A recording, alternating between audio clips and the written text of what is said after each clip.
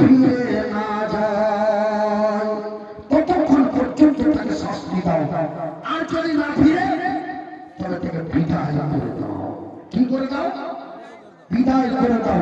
যেমন জয় শ্রীরাম না বলার কারণে পিটিয়ে হত্যা, ঠিক পিটিয়ে হত্যা করে দাও। সুমাইয়াকে তুলে নিয়ে আসা হলো।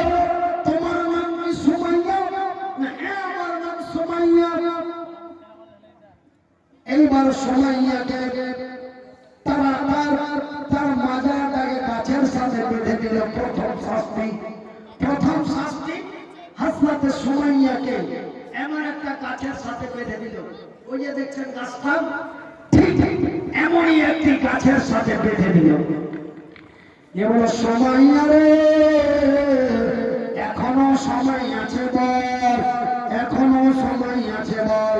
সুমাইয়া বলে, রে আল্লাহর দুশমনেরা, রে নবীর শত্রুরা, এক আল্লাহকে বিশ্বাস করে, নবীকে নবী বলে স্বীকার করে, কালেমায়ে তাইয়্যিবা পাঠ করে ঈমান এনে মুসলমান হয়েছে। মক্কার মাটিতে যতগুলি শাস্তি আছে, সমস্ত শাস্তি যদি সুমাইয়াকে দেওয়া হয়, আমি সুমাইয়া তবুও ঈমান হারাইতে পারি না। সুবহানাল্লাহ বলেন, সুবহানাল্লাহ। আর যারা বলেন সুবহানাল্লাহ। এইবার নম্বর 2, সুমাইয়াকে 2 নম্বর শাস্তি দিতে লাগলো। এইবার বলে দিল, রে আমার কমান্ডাররা, এবার সুমাইয়ার পরনের কাপড়গুলি খুলে তাকে উলঙ্গ করে দাও, তাকে ন্যাংটা করে দাও, উলঙ্গ করে দাও। এটা কয় নম্বর শাস্তি? 2 নম্বর শাস্তি। যদি ইজ্জতের ভয়ে, যদি সালাম গায়ের ভয়ে যদি ফিরে যায়, তাকে ছেড়ে দাও। আর যদি না ফিরে, তাকে 3 নম্বর শাস্তি দাও। আমার ভাইরা, আমার বন্ধুরা, এইবার সুমাইয়ার পরনের কাপড়গুলি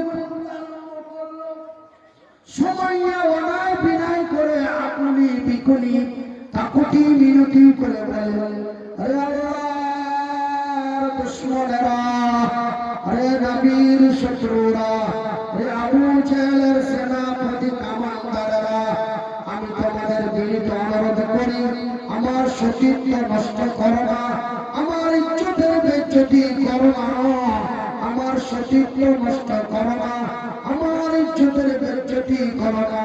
হে আল্লাহর দুশমনেরা, আমাকে ছেড়ে দাও। এত আকুলি বিকুলি কাকুতি বিরতি করার পরে সুমাইয়া পূর্ণ কাপড় খুলে তাকে উলঙ্গ করে দিল। একবার জোরে বলি আস্তাগফিরুল্লাহ। এইবার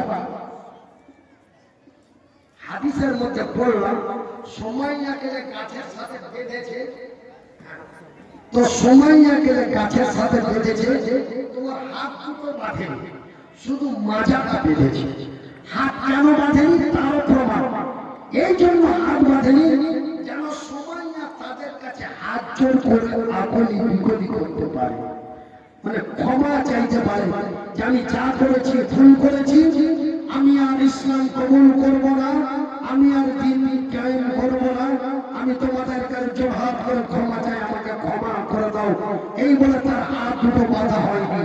যখন পূর্ণ উলঙ্গ করে দেওয়া হয়, সুমাইয়া তার খোলা হাত দুটি দিয়ে তার লজ্জা স্থানকে চেপে ধরলো, আর তার লজ্জা স্থানটাকে ঢেকে বলতে লাগলো, রে আল্লাহর দুশমনেরা, রে নবীর শত্রুরা, আমি তোমার মায়ের মতো মা, আমি তোমাদের বোনের মতো বোন, আমার সতীত্ব নষ্ট করো না, আমার ইজ্জতের বেইজ্জতি করো না।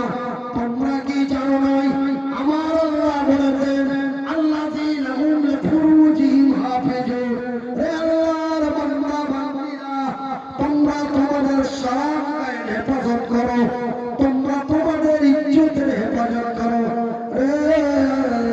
তাও আমার কাপড় চোপড় গুলি দাও। ভাই আমার ক্যাসেট একটু ঝামঝাম চলছে, বুঝতে পারছেন?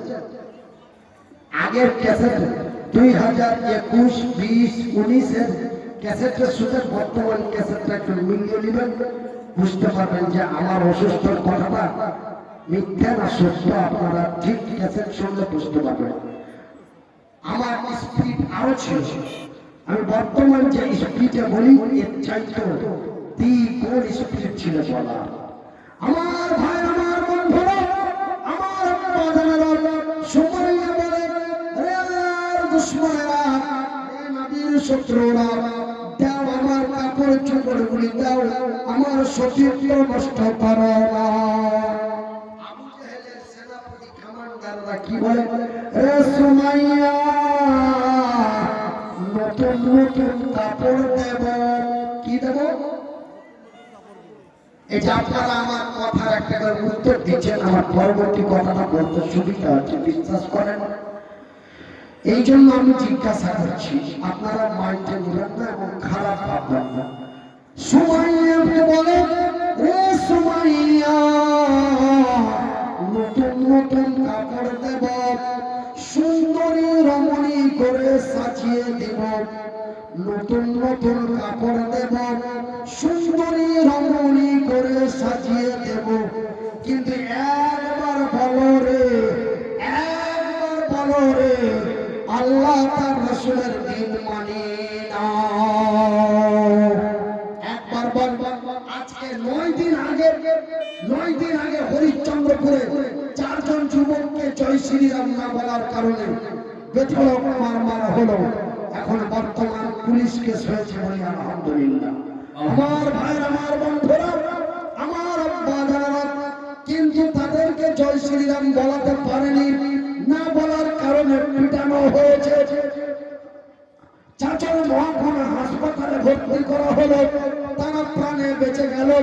কিন্তু আমার ভাই, আমার বন্ধুরা, ওই হযরত সুমাইয়া বলে দিল, রে আল্লাহর দুশমনেরা, রে নবীর শত্রুরা, প্রাণে যদি মেরে দাও মরতে পারি রে, কিন্তু ঈমান হারাইতে পারি না।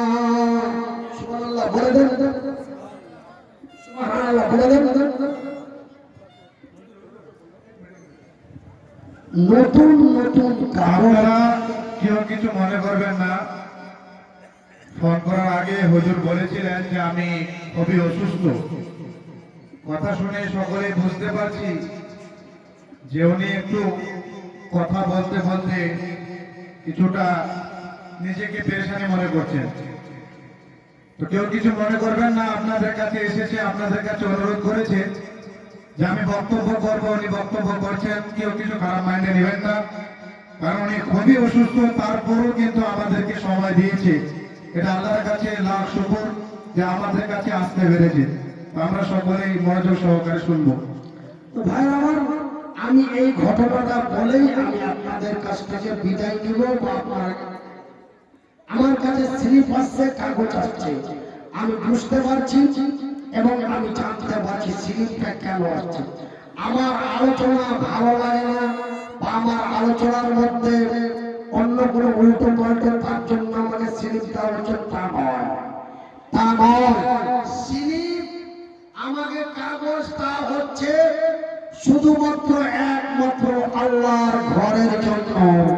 মনিরুদ্দিন ভাই, আমাদের মসজিদে কিছু পয়সা দরকার, এই জন্য মসজিদ কমিটির পক্ষ থেকে আমাকে একটু স্লিপ দেওয়া হচ্ছে।